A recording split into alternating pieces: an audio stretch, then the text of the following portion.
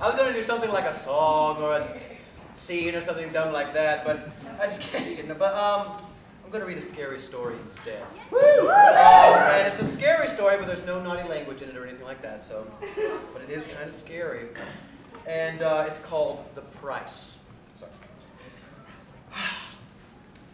Tramps and vagabonds have marks they make on gateposts and trees and doors, letting others of their kind know a little about the people who live at the houses and farms they pass on their travels. I think cats must leave similar signs. How else to explain the cats who turn up at our door through the year, hungry and flea-ridden and abandoned? We take them in, we get rid of the fleas and the ticks, feed them, and take them to the vet.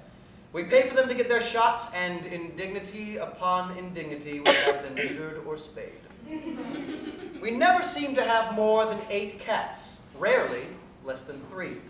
The cat population of my house is currently as follows: Hermione and Pod, Tabby and Black respectively, the Mad Sisters who live in my attic office and do not mingle, Snowflake, the blue-eyed, long-haired white cat who lived wild in the woods for years before she gave up her wild ways for soft sofas and beds, and last but largest, Furball, Snowflake's calico, cushion-like calico long-haired daughter, orange and black and white, whom I discovered as a tiny kitten in our garage one day, strangled and almost dead, her head poked through an old badminton net, and who surprised us all by not dying, but instead growing up to be the best-natured cat I've ever encountered.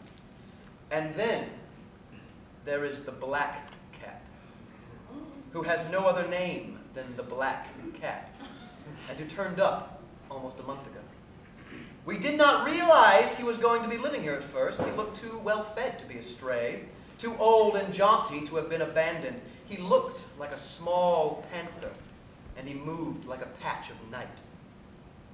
I went away for a few weeks to finish writing a book, and when I came home, he was still on our porch, living in an old cat bed one of the children had made for him. He was, however, almost unrecognizable.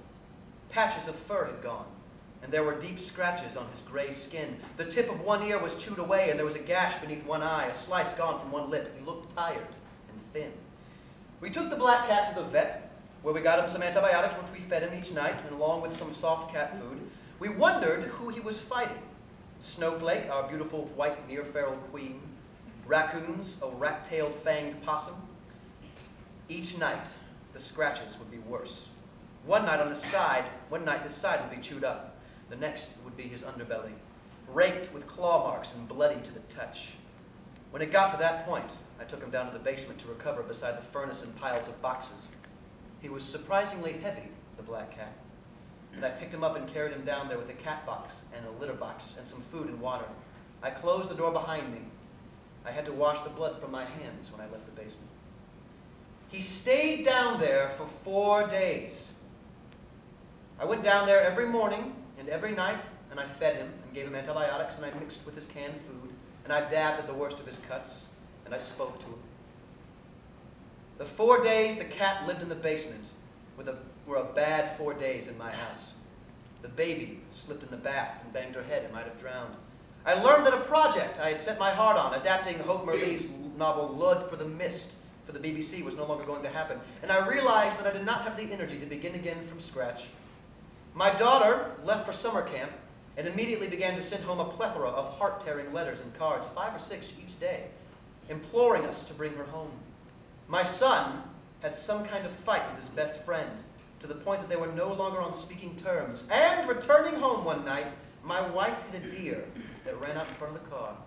The deer was killed, the car was left undrivable, and my wife sustained a small cut over one eye. By the 4th day, the cat was prowling the basement, walking haltingly but impatiently between the stacks of books and comics, the boxes of mail and cassettes, of pictures and of gifts and of stuff. He mewed at me to let him out, and reluctantly I did so. He went back onto the porch and slept there for the rest of the day. The next morning, there were deep new gashes in his flanks, and clumps of black cat hair, his, covered the wooden boards of the porch.